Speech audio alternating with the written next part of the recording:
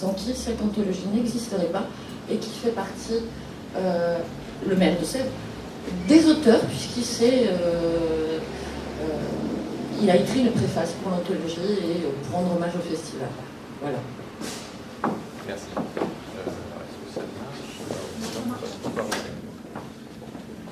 Tapez sur le...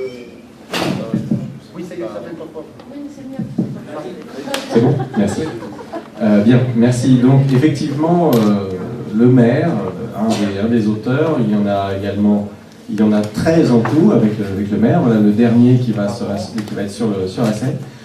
Donc, nous manquions de place forcément pour mettre tous les auteurs de l'anthologie. Un certain nombre d'entre eux sont également dans la salle et ils se feront un plaisir d'intervenir au fur et à mesure s'ils le souhaitent, évidemment. Donc, je ne vais pas présenter tous les auteurs au début, ce serait un petit peu fastidieux. Je vais les présenter au fur et à mesure que je vais les interroger et les présenter rapidement, car, comme vous ne l'ignorez pas, on ne présente plus nos auteurs. Une des raisons pour lesquelles ils ont été d'ailleurs sollicités, c'est que ce sont des habitués du festival, que vous avez donc eu l'occasion de croiser par ailleurs, et pour certains, ce sont des habitués très anciens de la science-fiction. Alors, ils ont été ici pris à contre-poil, enfin, si j'ose dire, par Jeanne Adebatz, qui donc a été chargée par Jean-Luc Rivera, que nous remercions, que nous verrons sans doute tout à l'heure. Elle a été chargée par Jean-Luc Rivera de composer pour les 10 ans de ce festival convivial et toujours plus rayonnant. Il déborde maintenant de tous les côtés de la salle qu'il accueille.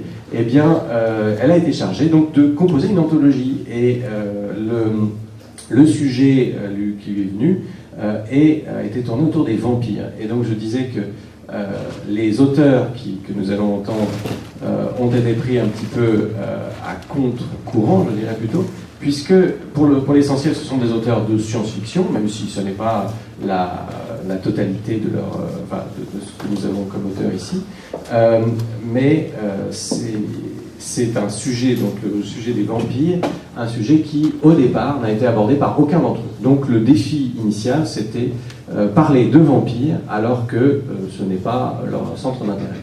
Et chacun, à partir de ce moment, était libre de faire ce qu'il souhaitait.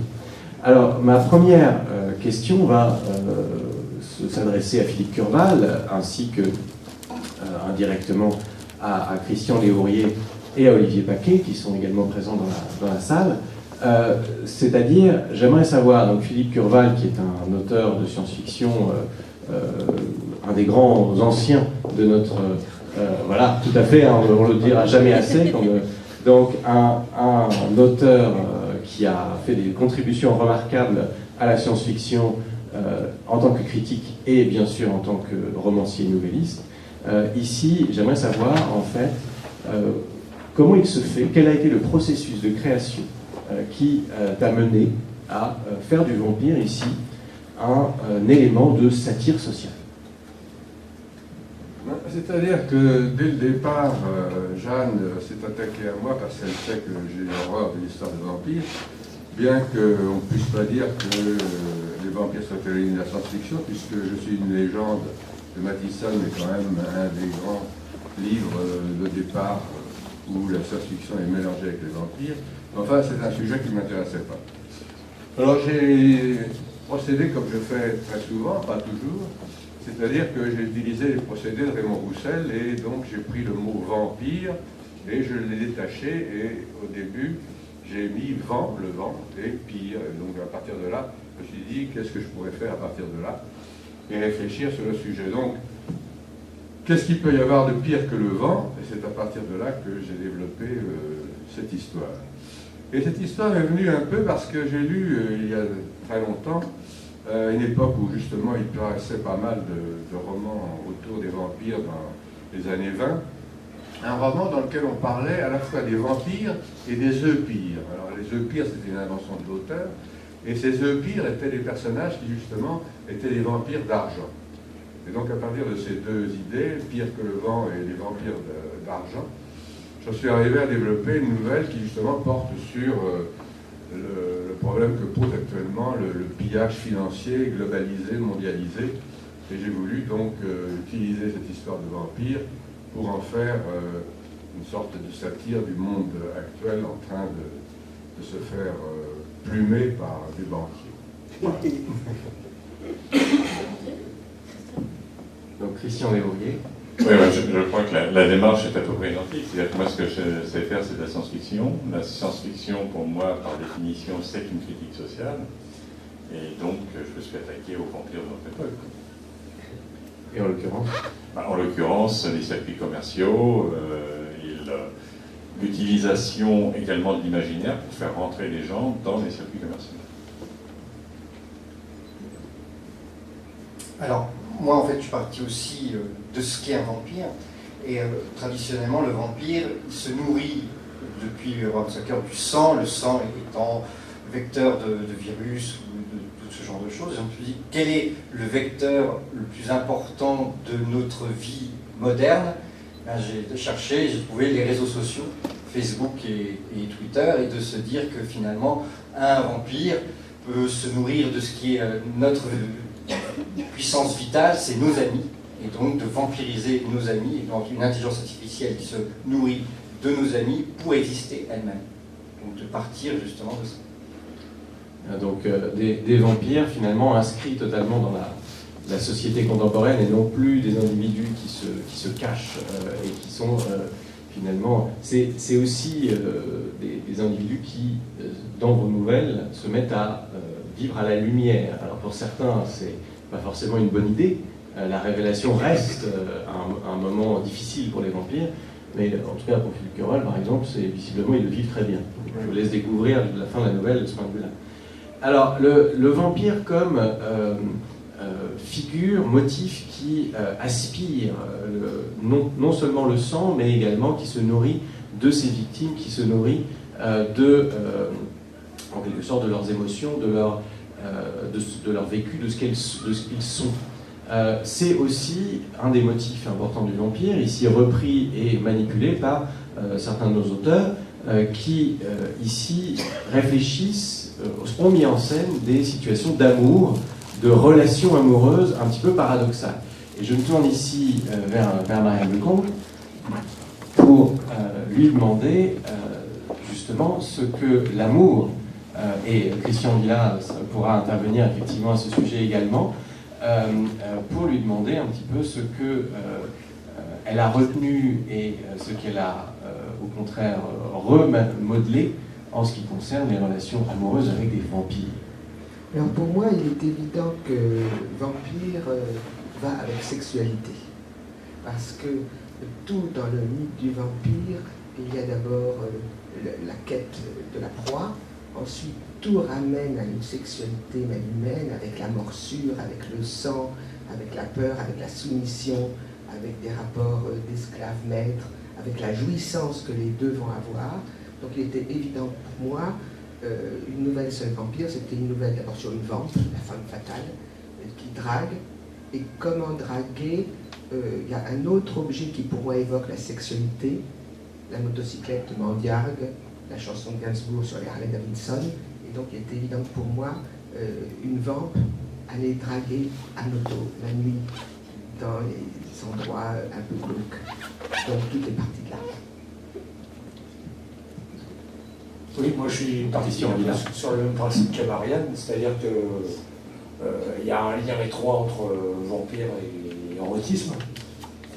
Et bon, j'ai essayé de trafiquer ça à ma manière en mettant des choses non conventionnelles, on va dire, parce que les vampires de Philippe, les miens, sont plutôt anarcho-communistes. Ils essaient de créer une société sans classe. C'est aussi un enjeu social dans la nouvelle. Oui, c'est-à-dire qu'il y a un jeu aussi dans ces nouvelles entre la tentation de sympathiser avec les vampires ou au contraire de les tenir à distance et d'en faire des créatures qui restent inquiétantes. C'est-à-dire que les deux courants sont représentés et chaque auteur de ce point de vue-là a fait des choix spécifique. Et dans la manière justement de représenter les vampires, donc éventuellement comme des individus qui créent une nouvelle société ou des individus qui portent des causes politiques, eh bien certains de nos auteurs ont croisé le vampire. Alors ils ne sont pas absolument les premiers, on pourrait faire tout un historique du rapport entre le vampire et l'espace, mais ils ont croisé donc le vampire avec l'idée de la colonisation spatiale, donc du space opéra, mais à leur manière, et d'une façon, notamment pour Hugo Bellagamba et Olivier Lechner, d'une façon qui fait du vampire, non pas une figure absolument inquiétante, mais au contraire, finalement, la figure de l'homme, disons, de l'homme soumis, de l'homme inquiété, de l'homme éventuellement révolté. Oui, alors moi j'ai abordé ça du point de vue donc plutôt politique, enfin plutôt histoire politique, avec un vampire à contre-emploi. Je remercie Jeanne pour ce projet, parce que c'était quand même un casse-tête que de parler du vampire déjà, et alors en contre-emploi, c'était un vrai défi. C'est la preuve encore une fois que les histoires naissent souvent de contraintes, lorsqu'elles sont bien calculées. C'était le cas, donc mille fois merci, parce que j'aurais jamais pensé à écrire ça. Oui, d'un vampire en fait qui crée une société, une contre-société, une société alternative. Moi j'ai pris le pli de faire un vampire exploité par l'homme, exploité pour ses qualités, pour ses capacités, dans le cadre de la colonisation spatiale. Et tout est en train de s'effondrer au fur et à mesure où je parle. Et donc, en fait, c'est un petit clin d'œil à Outland, si vous avez vu le film de Peter Yams. Voilà. C'est-à-dire un vampire qui est l'ouvrier de base d'une exploitation minière sur Mercure, qui en plus est la planète la plus proche du Soleil. Donc c'était assez sympa d'aller placer un vampire là-bas, justement, qui craignent le Soleil. Et voir comment ces vampires maltraités, exploités, martyrisés, cette classe ouvrière vampirique, en arrive petit à petit à créer un contre-modèle social, voire à forger une révolution. Voilà, c'est ça ma manière de voir les choses. On a eu à peu près la même optique, là encore, sauf que moi je me place un peu avant. On n'a pas commencé à coloniser. Je me suis dit, si on me donne un vampire, à quoi il peut me servir dans le domaine de la conquête spatiale? Juste quitter le système solaire avec un vampire. Alors comme je travaille dans le nucléaire, les milieux des radiations, etc., c'est toujours un sujet intéressant, donc j'ai essayé de trouver un usage pratique au vampire. Donc j'ai viré tout ce qui est mythe. Désolé pour les autres, mais alors là les mythes, je leur ai mis une bonne claque. Et j'ai vraiment traité le sujet scientifiquement, à quoi peut servir le vampire. Bien sûr, le vampire, il a un cerveau, et c'est là que ça se gâte, c'est qu'il ne va pas forcément être d'accord sur la façon dont on va se servir de lui. Et c'est un petit malin, voilà. Il y a plus des prétentions d'ingénierie, reverse engineering que de social. C'est un petit malin comme toi. Et toi, Simon, ton vampire spatial? Oui, en fait, et je ne suis même pas non plus le dernier des auteurs à avoir fait ça, parce qu'on parlera avec Timothée tout de suite après. Mais effectivement, moi, ma logique, lorsque j'ai eu cette contrainte-là, ça a été de me demander finalement que faire d'un vampire qui ne corresponde pas au vampirisme selon moi. Et ma première idée a été de présenter un vampire héroïque. Mais pour en faire un héros, il a fallu lui trouver quelque chose de pire. Et comme en même temps je voulais faire quelque chose de parodique, mais je pense avoir échoué dans la parodie. Totalement. Voilà, et ça sera une question plus tard, ça sera d'ailleurs un bon enchaînement pour la question suivante, qui est: peut-on prendre les vampires au sérieux?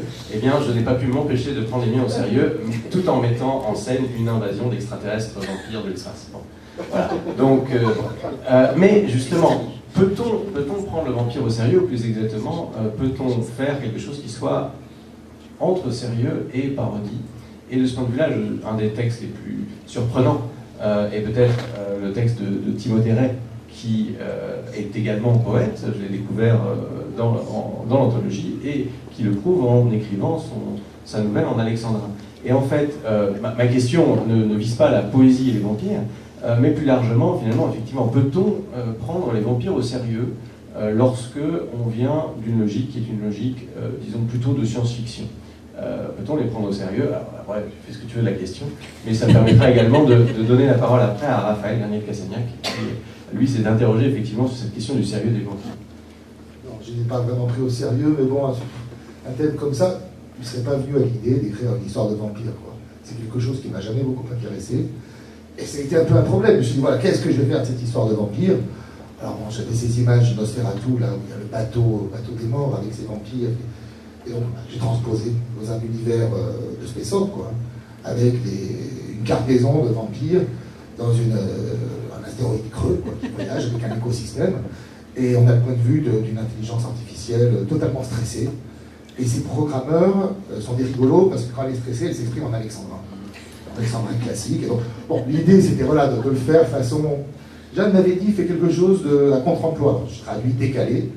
Et donc, écrire un space opéra en alexandrin, je me dis, ouais, ça peut être assez décalé ça. Et l'idée c'était aussi de partir sur un peu. Alors, j'ai admis ce que j'avais. Une seconde.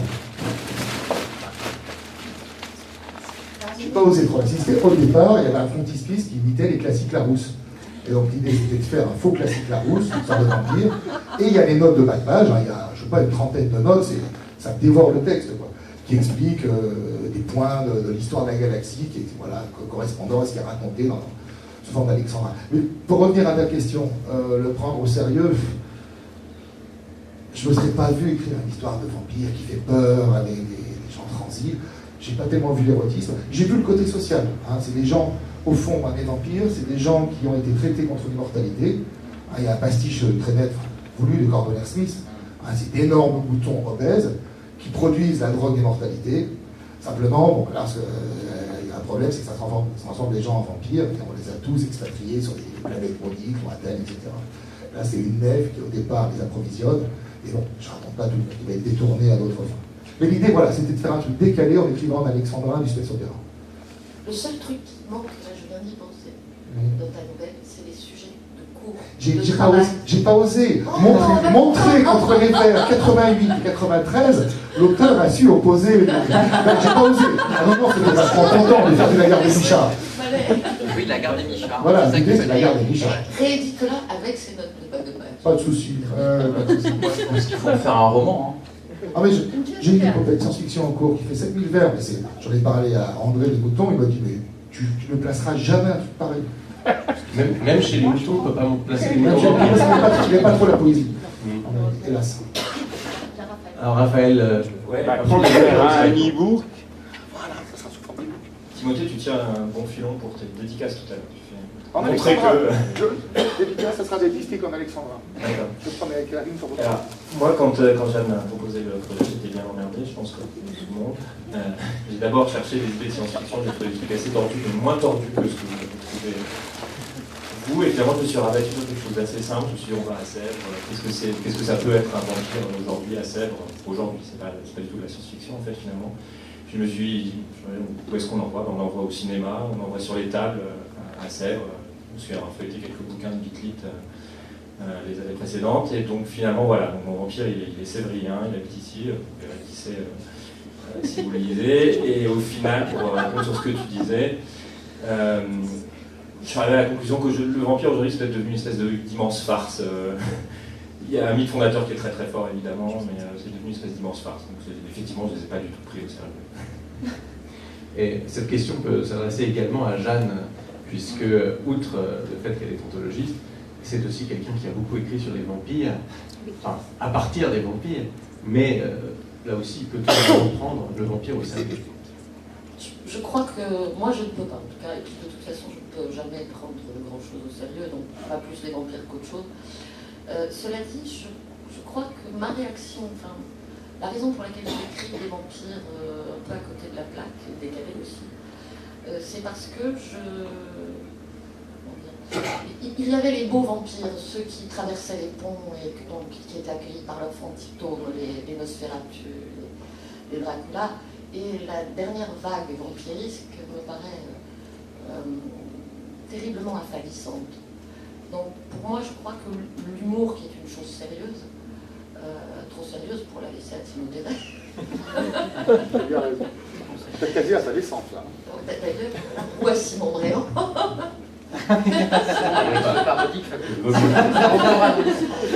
L'humour, qui est une chose sérieuse, ne pouvait que remettre le vampire sur les rails, et c'est ce que j'ai fait, moi, dans ma propre création. Et cela dit, je voudrais conclure sur l'anthologie. Je vous remercie tous. Vous vous avez joué le jeu à fond, vous avez été parfait, vous avez été un enchantement, j'ai beaucoup ri. Merci. Merci. Et...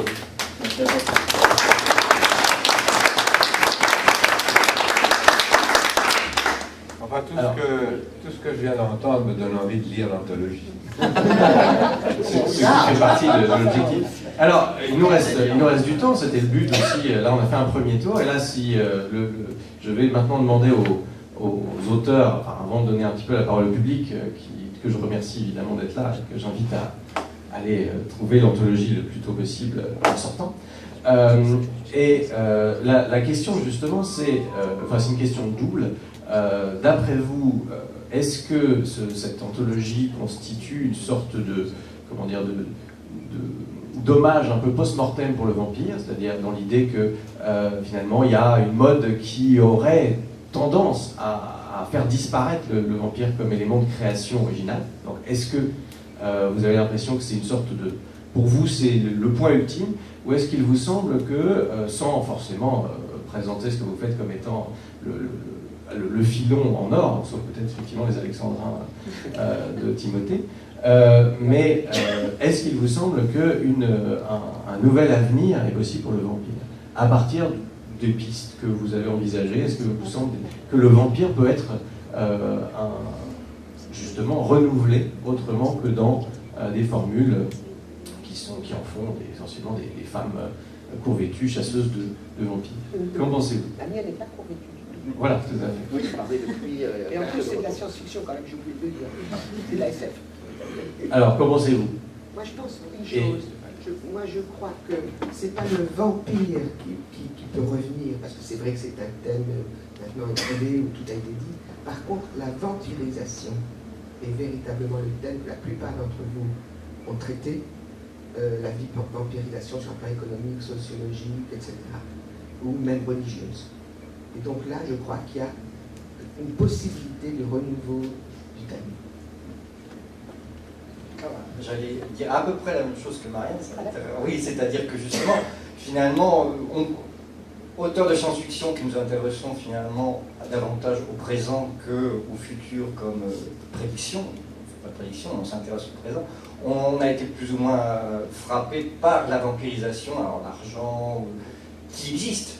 Donc on a transformé le vampire thème ancestral en quelque chose de contemporain parce qu'on assiste à ces vampires sociaux, vampires humains, psychologiques qui existent. Et finalement, le vampire n'est pas un mythe, il existe, il est près de nous. C'est vrai. Voilà. Depuis toujours, c'est ça. C'est pour ça que c'est devenu un mythe. C'est ça que c'est à l'origine. Moi, je renverserai. Oui. Pardon. Oui, pardon, je dis ce que j'avais à dire. Voilà, mais à mon avis, c'est quelque chose qui nous parle parce que depuis la préhistoire, on côtoie des gens qui sont comme ça. Et que bon, ça nous fait peur et on a projeté ça dans le fantastique depuis peu. Bon, ça fait très longtemps que l'énergie vitale absorbée, on connaît des gens comme ça. Hein. On est à côté de cette personne, à la fin de la journée, il est en forme, et toi, cette personne qui parle beaucoup, qui s'inspire de tout ça. Ça s'appelle des élèves, ça. C'est pour ça que j'en ai beaucoup en face de moi, souvent. Tu fais fatiguer.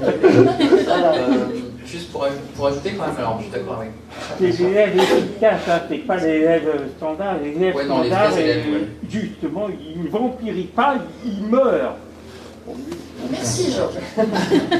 Non, mais quand même, moi je pense que le vampire n'est pas... il peut pas mourir déjà, mais il n'est pas mort, ou il est déjà mort. Mais il peut revenir parce qu'en fait, dans la science-fiction, il y a aussi des grandes figures, des grandes thématiques comme ça, un peu historiques. Et que même si aujourd'hui, c'est vrai qu'il y a une banalisation, un affadissement, comme tu as très bien dit, de ces grandes figures, de ces grands repères, de l'imaginaire au sens large, je pense qu'en fait, quelque part, tôt ou tard, il faut en revenir aussi aux racines, hein, il faut en revenir au point de départ mythique ou mythologique. Et donc je ne serais pas du tout étonné que la science-fiction revienne aussi, soit capable de reparler du vampire de façon, le vampire vraiment en tant que tel, le vampire au sens orthodoxe du terme, au sens le plus classique. Et je pense qu'il y a encore des choses à dire, et puis il y a des grands textes qui ont été écrits qui croisent la science-fiction et le fantastique. Il y a Simmons, il y a Jack Williamson, il y a Van Vogt qui a fait aussi des vampires psychiques, etc. Donc moi je crois, Chamblot, bien sûr. N'oublie pas celui qui vient de disparaître, Colin Wilson. Oui, aussi. Avec Et Matheson, Et là, nous assistons à une tu l'avais vampirisation de la table ronde par Georges. voilà. Tu l'avais cité Matheson, donc je pense que la science-fiction peut revenir aussi. Hein. C'est un joli défi de revenir à des figures, des points de départ, des repères imaginaires, et de réécrire des textes classiques dessus. Et montrer qu'on peut partir. Alors, y a-t-il... est-ce que... Oui, Christian Léourier ? Oui, moi je voudrais juste insister sur un thème que j'ai évacué en fait, mais qui me paraît important, qui est l'immortalité du vampire. Le vampire, c'est la transgression suprême, parce que justement, même si c'est en parasitant les vivants, il a réussi à aller au-delà de la mort et à être le non-mort. Et ça, je pense que c'est un thème qui va exploser dans la science-fiction, parce que on est au seuil d'un prolongement de la vie dont il va tirer les conséquences. Oui, effectivement, on peut l'interpréter ainsi, mais il a une particularité, c'est qu'il est non-mort et sexy, potentiellement. Contrairement aux zombies. Tout à fait. Il n'y a rien de sexy du tout, mais qui lui aussi réussit pas mal. Et effectivement, le zombie à contre-emploi, ça pourrait être le thème de la 25e édition de Le zombie, je sais pas. Journal d'un zombie. Est-ce que ça n'a pas déjà été... Ou alors on tombe dans des choses comme Warm Body. Mais le zombie ne pense pas, il ne sait pas écrire. Non, mais le zombie est un thème de fantaisie, il n'y a pas de propos dans le zombie. Voilà. Sauf si on est d'accord. Alors, y a-t-il une question pour clore, pour que, au moins symboliquement, je me tourner vers le public? On était nombreux à vouloir parler, mais y a-t-il des gens qui souhaiteraient...